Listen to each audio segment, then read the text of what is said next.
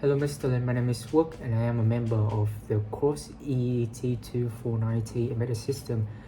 Today I will be demonstrating the features of my operating system, Bright OS, including its command line interface, CLIs, and also extended functions for configuring UARTs.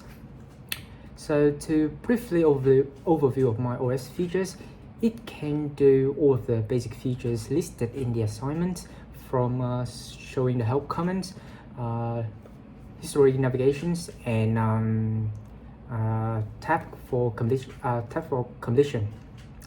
So before we delve into the CLI demonstration, let me walk you through my current board setup. As I just said before, now I will demonstrate you my board setup for the demonstration. So firstly, I'm using the Raspberry Pi 3P for this assignment. First, for this colored wire, it matched to the black converter at this point, so for me to easily reference the usage of each pin. So first, for the black wire, it is connected to the ground at pin 6. Then the white wire, it is the TXD for the audio transmitter connected to pin 8. For the green wire, it is the receiver connected to pin 10.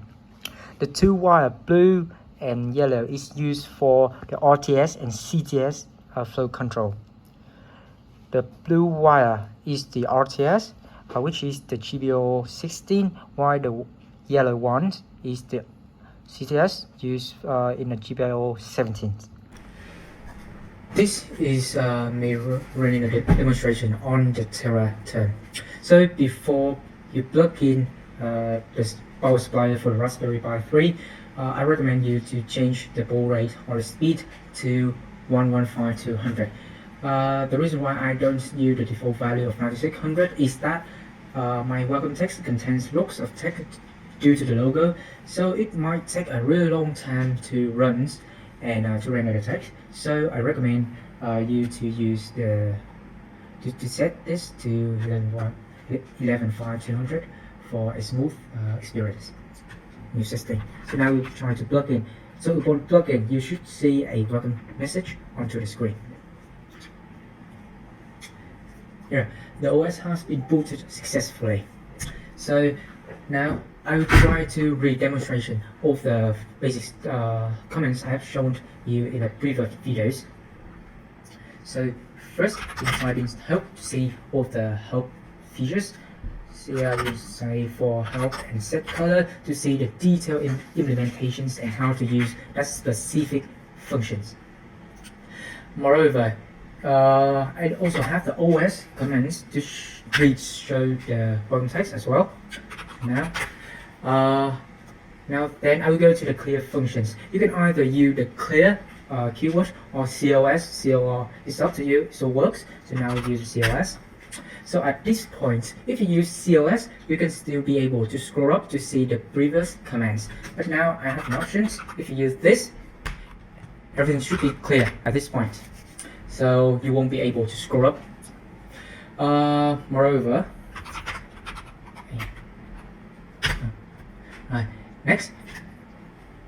Next, I will demonstrate to you the set color functions. Now, we change the text to red. See, the text has been in red successfully. We're trying to change the background color to yellow. See, everything has been successfully changed. But now I will try to set back to the default theme for better visualizations. So this one, you see, this is our default themes.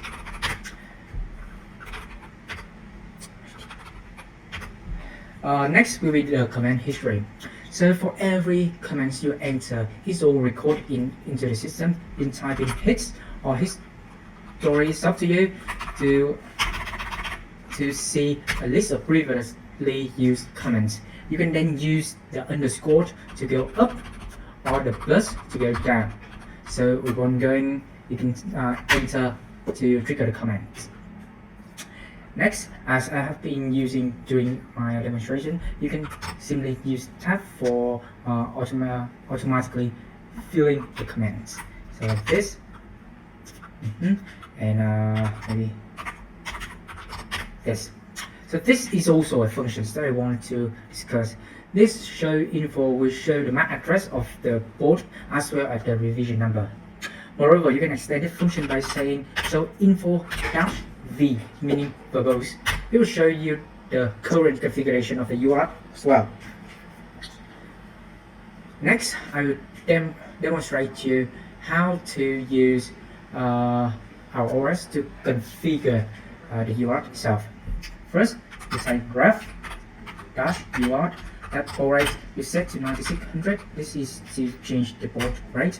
You see, because of the mismatch baud rate, you cannot type in anything. But then you change back to 9600.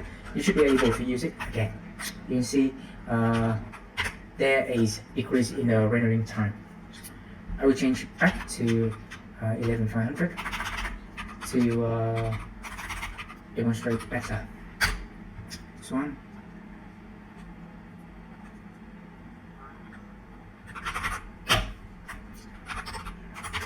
Okay, so now we're trying to change the data bits.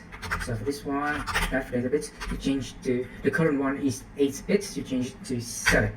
This one, when you type in something, it will render really weird, something like this. But then when you go back to the 0 port, you change to 7, enter, everything should be working fine again. Next, I will change the stop bits. So for this one, the stop bits comes with two options, 1 and 2. So now the current one is 2, I will change it to 2. So for this one, when you use the up and down key arrow, you can see they render them in this way, right?